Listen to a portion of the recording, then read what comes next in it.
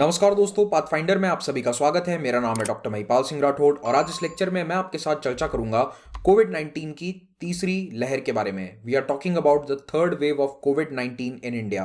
आप सबने शायद ये न्यूज़ अभी तक देख ली होगी कि भारत में 7 जनवरी को 1,17,000 नए केसेस आए थे। 28 दिसंबर से 7 जनवरी के बीच में केसेस 10 गुना से भी ज़्यादा बढ़ चुके हैं। 10,000 से सीधा 1,17,000। ये आंकड़ा 1 लाख को क्रॉस किया है 2021 के जून महीने के बाद। 214 डेज बीत चुके हैं, उसके बाद भारत में 1 लाख से ज़्यादा कोविड केसेस देखे गए हैं। तो इस तीसरी लहर का पीक कब आएगा, कितने केसेस डेली आने वाले हैं, इसके बारे में कौन सी मॉडलिंग, कौन सी स्टडीज़ हो चुकी हैं, इन सब बातों को हम जानेंगे। ओमिक्रॉन वेरिएंट का इस वेव पर क्या असर होगा और वैक्सीनेशन का कितना इंपैक्ट होगा, इन सब पॉइंट्स को हम डिटेल में डिस्कस करेंगे। इससे पहले मैं आपको याद दिलाना चाहता हूं कि पाथफाइंडर चैनल को सब्सक्राइब जरूर करें। यहां पर आपके लिए मैं सारी इंपॉर्टेंट जानकारियां लेकर आता हूं जो यूपीएससी के लिए रेलेवेंट है। साथ ही साथ थर्ड वेव से या कोविड से जुड़ी कुछ अहम जानकारियां जो आम जनता के लिए भी यूजफुल हैं, उन पर भी मैं हमेशा लेक्चर्स बनाता हूं, वीडियोस बनाता हूं। So please subscribe to the channel and do share such videos with your family and friends. अगर आपको मेरे लेक्चर्स के पीडीएफ और अपडेट्स चाहिए तो आप मेरे टेलीग्राम चैनल से जुड़ सकते हैं और पाथफाइंडर के टेलीग्राम चैनल को भी सब्सक्राइब करके आप इस चैनल के सभी अपडेट्स प्राप्त कर सकते हैं। तो देखिए, कोविड 19 के जो केसेस हैं वो केवल भारत ही नहीं, दुनिया के लगभग सभी देशों में तेजी से बढ़ रहे हैं। इनफैक्ट यूनाइटेड स्टेट्स में अभी तक का maximum number of cases daily देखा जा रहा है। तो लास्ट ईयर यानी कि 2021 जनवरी में यूएस का पीक आया था और उस पीक के बाद में अभी हम देख रहे हैं कि फिर से नंबर्स तेजी से यहाँ पर बढ़ रहे हैं। तो 6 लाख से भी ज़्यादा केसेस हैं। इनफैक्ट 1 मिलियन के आसपास केस का जो आंकड़ा है वो पहुंच चुका है, यानी कि 10 लाख केस एक दिन में। जी हाँ, आप सही सुन रहे हैं। तो यूएस का जो एवरेज है, मतलब 7 डे एवरेज, वही 6 लाख पर डे को क्रॉस कर चुका है। तो यहाँ पर आप देख सकते हैं जो यूएस का पिछला पीक था उससे ऊपर जा चुका है। यूके का जो पीक था, यहाँ पर पिंक कलर की जो ये लाइन आपको नजर आ रही है, यूके भी अपने पुराने पीक से काफ़ी ऊपर जा चुका है। लेकिन भारत का जो पीक है वो अभी तक थर्ड वेव का नहीं आया है। तो ये वाली लाइन जो मैं अभी ट्रेस कर रहा हूँ, दिस इज इंडियाज लाइन। तो भारत का पहला वेव आप यहाँ पर देख सकते हैं सितंबर अक्टूबर 2020। उसके बाद सेकेंड वेव का पीक आया था मई 2021 में। और अभी भारत का जो आंकड़ा है ये धीरे धीरे यहाँ बढ़ना स्टार्ट हुआ है। तो अभी हमारा थर्ड वेव का पीक बिल्कुल भी नहीं आया है। और यूएस और यूके के वेव्स को या ग्राफ को हम एनालाइज करते हुए ये मान सकते हैं कि शायद भारत का भी ये ग्राफ इस बार ऊपर जाएगा। इसको लेकर कुछ मॉडलिंग स्टडीज भी हुई हैं जो आने वाले कुछ मिनट में मैं आपको बताऊंगा। तो 7 जनवरी को हेल्थ मिनिस्ट्री का जो डेटा था उसमें यही बताया गया कि 1,17,000 केसेस और 302 न्यू डेथ्स हैं। लेकिन इस तीसरी वेव में डेथ्स की जो संख्या है वो पहले के मुकाबले कम है। तो आप यहाँ पर देख सकते हैं कि अभी भी मौत का आंकड़ा बहुत तेजी से ऊपर नहीं जा रहा है। It is somewhere around 300। Second wave के पीक पर डेली डेथ्स का आंकड़ा 4,000 के आसपास तक पहुंच गया था। So India was seeing 3,000 to 4,000 deaths every day. लेकिन अभी यह आंकड़ा 300 के आसपास है, जो कि फर्स्ट वेव के भी आसपास नहीं है। लेकिन इस तीसरी वेव में सबसे बड़ी चिंता है कि केसेस बहुत तेजी से बढ़ रहे हैं। तो फर्स्ट और सेकेंड वेव में भी केसेस में इजाफा हुआ था, लेकिन डेली का इजाफा थोड़ा धीरे धीरे हो रहा था। इस बार पिछले 2 दिन में ट्रिपल हो चुके हैं केस और 10 दिन में 10 गुना हो चुके हैं, 10 क्या 11 गुना हो चुके हैं। तो इसीलिए स्प्रेड बहुत तेजी से हो रहा है और इसके पीछे रीजन बताया जा रहा है ओमिक्रॉन वेरिएंट। तो पहले सेकेंड वेव में जो डेल्टा वेरिएंट था उससे भी ज्यादा तेजी से स्प्रेड हो रहा है ओमिक्रॉन, और इसके कारण हॉस्पिटल्स ओवरवेल्म हो सकते हैं। अब आपने ये जानकारी जरूर कहीं ना कहीं सुनी होगी कि ओमिक्रॉन इतना खतरनाक नहीं है पहले के मुकाबले। इसमें डिजीज की सिवियरिटी कम होती है, हल्के फुल्के लक्षण होते हैं। बिल्कुल सही सुना है आपने, सही पढ़ा है। लेकिन जब केस लोड ही 10 लाख 8 लाख पहुंच जाता है और मान लो कि उसमें केवल 2% लोगों को भी हॉस्पिटलाइज करना पड़ता है, तो भी हमें 20,000 लोगों को हॉस्पिटलाइज करना पड़ेगा। तो एक बहुत बड़े नंबर का एक छोटा प्रतिशत भी अपने आप में एक बड़ा नंबर बन जाता है। तो डेली इतने लोगों को हॉस्पिटलाइज करना होता है, तो वो सेकेंड वेव के कंपैरिजन में ही नंबर आ जाएगा हॉस्पिटलाइजेशन के मामले में। तो इसीलिए अनकंट्रोल्ड स्प्रेड हमारे लिए बहुत ही खतरनाक है। स्प्रेड को रोकना बहुत जरूरी है, क्योंकि चाहे ओमिक्रॉन ओवरऑल वैसे खतरनाक ना हो, लेकिन जब नंबर्स इतने ज्यादा होंगे तो हमारा हेल्थ इंफ्रास्ट्रक्चर वापस उस नंबर्स को सह नहीं पाएगा। इसका असर हमारी इकोनॉमी पर भी आ सकता है, क्योंकि अगर वर्किंग एज पॉपुलेशन बीमार होती है तो वो काम नहीं कर सकती, चाहे माइल्ड सिम्टम हो, मॉडरेट सिम्टम हो, लेकिन अगर कोई व्यक्ति काम नहीं कर सकता तो अल्टीमेटली उसके कारण समाज में कई सारे काम अधूरे रह जाते हैं। So it will impact the society as well as the economy. Hospitalisation वाले फैक्ट को समझने के लिए आप यूएस के डेटा को देखिए। तो देखिए यूएस में जो नंबर ऑफ केसेस हैं वो तेजी से बढ़ रहे हैं। अब उसी तेजी से हॉस्पिटलाइजेशन की आवश्यकता नहीं बढ़ी है, लेकिन फिर भी वो सेकेंड वेव के बराबर पहुंच चुकी है। यूएस की जो सेकेंड वेव थी वहां पर जो मैक्सिमम हॉस्पिटलाइजेशंस थे 5 जनवरी 2021 को थे 1,25,000 हॉस्पिटलाइज्ड कोविड पेशेंट्स। तो उसका आंकड़ा ऑलरेडी क्रॉस हो चुका है 1,32,000।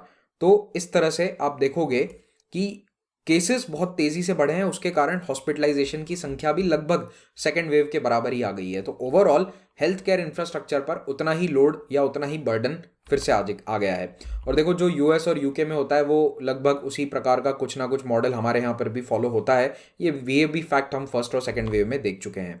कुछ स्टडीज ये भी हुई हैं कि बूस्टर डोज जहां पर लगा है वहां पर ओमिक्रॉन या फिर कोविड का स्प्रेड अभी इतना नहीं है।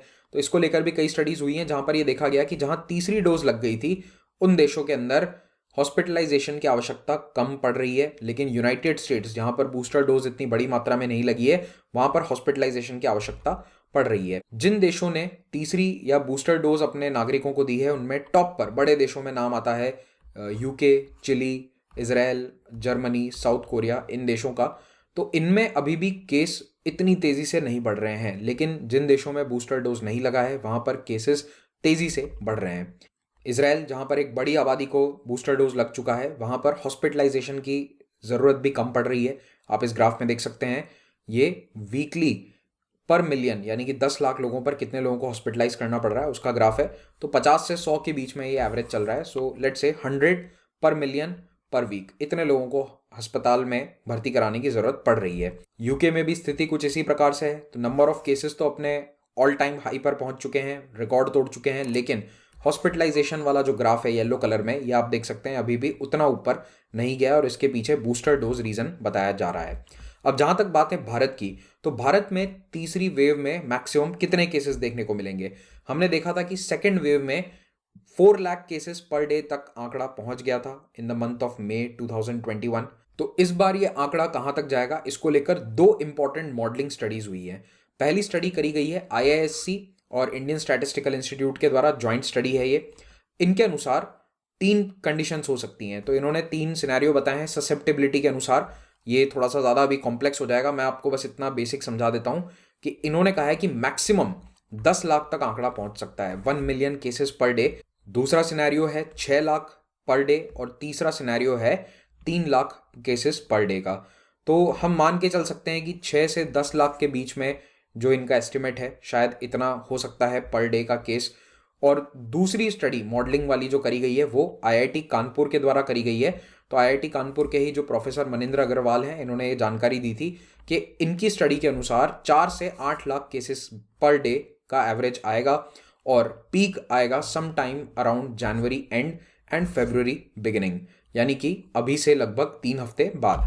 IISc वाली स्टडी में भी पीक इसी समय बताया जा रहा है, जनवरी का अंत, फरवरी की शुरुआत। लेकिन सब कुछ इतना भी नाउम्मीद नहीं है। डेल्टा वेव या सेकेंड वेव के दौरान भारत में बहुत से लोगों की जान गई थी, लगभग 2 लाख लोगों की मौत हुई थी मार्च से मई 2021 के बीच में। उस समय हमारे अस्पतालों में ऑक्सीजन भी नहीं था रिपोर्टेडली, और पेशेंट्स को मेडिसिन की भी बहुत शॉर्टेज थी, कई लोग रेमडेसिविर के लिए इधर उधर भाग रहे थे। लेकिन इस बार हमारे हॉस्पिटल्स बेटर प्रिपेयर्ड हैं, लगभग सभी ज़िलों में ऑक्सीजन प्लांट भी स्टार्ट हो चुके हैं। और सबसे बड़ा बेनिफिट, भारत में वैक्सीनेशन बहुत ज़्यादा लोगों का हो चुका है। तो देखिए देश में कल ही 150 करोड़ वैक्सीनेशन का आंकड़ा टच हुआ है। 150 crore vaccine doses have been administered. लेकिन क्या इसका मतलब है कि 150 करोड़ लोगों को वैक्सीन लगी है? जी नहीं। देश की लगभग आधी आबादी, टू बी स्पेसिफिक 62 करोड़ कुछ लाख आबादी को दोनों डोज लग चुके हैं। तो 62 करोड़ आबादी, almost half of our population is fully vaccinated. इसके अलावा 85 करोड़ लोगों को कम से कम एक डोज लग चुका है वैक्सीन का। तो अब यहां पर 2 बेनिफिट्स देखे जा सकते हैं। पहला, मास वैक्सीनेशन के कारण हर्ड इम्यूनिटी बनने के चांसेस ज्यादा हैं, और दूसरा, डेल्टा इतनी तेजी से देश की आबादी में फैला था कि उसके खिलाफ भी अब इम्यूनिटी डेवलप हो गई है, वो भी एक प्रकार की हर्ड इम्यूनिटी है। तो इन दोनों से मिलकर एक मजबूत हाइब्रिड इम्यूनिटी हमारे देश के लोगों में देखी जा सकती है, ऐसा अनुमान लगाया जा रहा है। बाकी सरकार अपने स्तर पर जो तैयारियां करती है वो सब किया जा ही रहा है, और उम्मीद है कि इस बार सेकेंड वेव से ज़्यादा बेटर तैयारी होगी। एक अच्छी खबर यह है कि ओमिक्रॉन पर जितनी भी स्टडीज़ हुई हैं जितने भी देशों में, उनमें यही पाया गया है कि वो पुराने वेरिएंट्स के मुकाबले ज़्यादा डैमेज नहीं करता, ज़्यादा सीवियर डिजीज कॉज नहीं करता। और उसका कारण यह है कि वो केवल अपर रेस्पिरेटरी ट्रैक्ट को इन्फेक्ट करता है। तो आपका गला, आपका नाक, आपका फेरिंग्स, इन एरियाज को ज़्यादा ये टारगेट करता है और फेफड़ों तक ये असर कम कर पा रहा है। और ये स्टडीज़ आप देख सकते हो कई देशों में हुई हैं, चाहे USA, Liverpool, UK, Belgium, Japan, US, Cambridge, Hong Kong, इन सभी में ये चीज़ देखी गई है कि लंग इन्फेक्टिविटी कम है। सभी में आप देख सकते हैं कि डिक्रीज लंग इन्फेक्टिविटी यहाँ पर लिखा हुआ है। तो ये साफ तौर पर बताता है कि Omicron variant upper respiratory tract को इन्फेक्ट करता है और इससे फेफड़ों में सीवियर डिजीज होने के चांसेस थोड़े कम रहते हैं। लेकिन इसका मतलब ये नहीं कि आप लोग खुश हो जाएं, आपको मास्क पहनना ज़रूरी है।